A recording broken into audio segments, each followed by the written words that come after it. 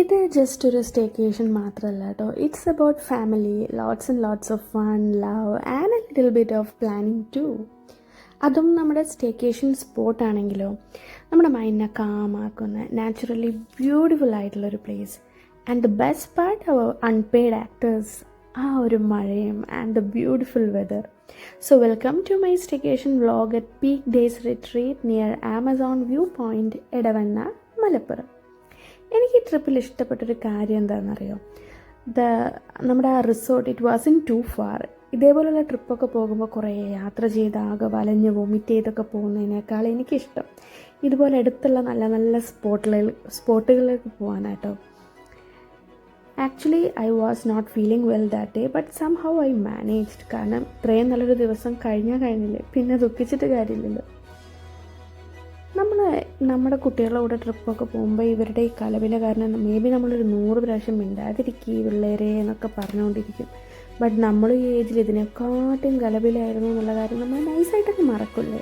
Anyways നമ്മളെ പിള്ളേരില്ലാണ്ട് നമുക്ക് എന്തൊരാഘോഷം. വീട്ടിൽ നിന്ന് നമ്മളൊരു 12 മണിയോട് കൂടിയൊക്കെ ഇറങ്ങി ഓൺ ദി വേ ലഞ്ചൊക്കെ കഴിച്ചിട്ടാണ് നമ്മൾ അങ്ങോട്ട് പോയത്.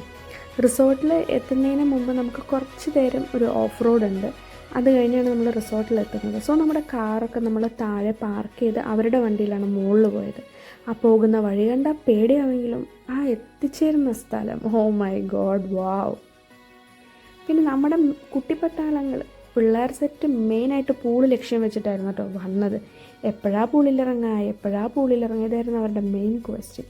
പിന്നെ നമുക്ക് പിന്നെ എത്തിക്കഴിഞ്ഞാൽ ഫസ്റ്റ് കുറച്ച് ഫോട്ടോസ്, കുറച്ച് വീഡിയോസ്, അത് കഴിഞ്ഞിട്ടല്ലേ ഉള്ളൂ നമുക്ക് പിന്നെ എന്തും. And the first day literally അതൊരു പൂൾ ഡേ തന്നെയായിരുന്നു.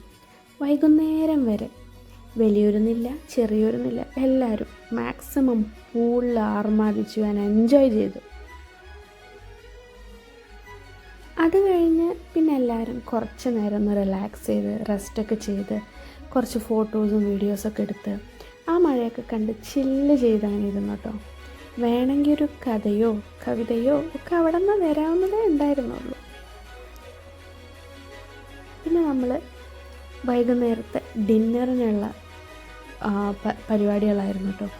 നമ്മൾ വീട്ടിൽ നിന്ന് നേരത്തെ മാരിനേറ്റൊക്കെ ചെയ്ത് കൊണ്ടുവന്ന ചിക്കനൊക്കെ ഉണ്ടായിരുന്നു. സോ ഗ്രില്ലിംഗ് ആയിരുന്നു നമ്മുടെ വൈകിട്ടത്തെ മെയിൻ പരിപാടി. ഇതിൻ്റെ ഇടയിൽ നമ്മളൊരു സർപ്രൈസ് ബേബി ഷവർ പ്രോഗ്രാമും കൂടി അറേഞ്ച് ചെയ്തിട്ടോ. നമ്മുടെ അവരുടെ സെക്കൻഡ് ബേബിയാണ്. സോ അവർ നമ്മുടെ കൂടെ തന്നെ ഉണ്ടായിരുന്നത് കൊണ്ട് കേക്കൊക്കെ അവരറിയാതെ ഒപ്പിക്കാൻ കുറച്ച് പാടുപെട്ടു. എന്നാലും ഇവിടെ വന്ന് എല്ലാം റെഡിയാക്കി ആൻഡ് ചെറിയ രീതിയിലുള്ള ഡെക്കോറൊക്കെ ഇതേപോലെ എല്ലാവരും കൂടി ആഞ്ഞു പിടിച്ച് ചെയ്തു. ഇതും അത് മറ്റൊരു സന്തോഷമായിരുന്നു. പിന്നെന്താ, കലാശക്കൊട്ടായിട്ട് നമുക്ക് ചെറിയ രീതിയിൽ നമ്മുടെ കലാപരിപാടികളൊക്കെ ഉണ്ടായിരുന്നു.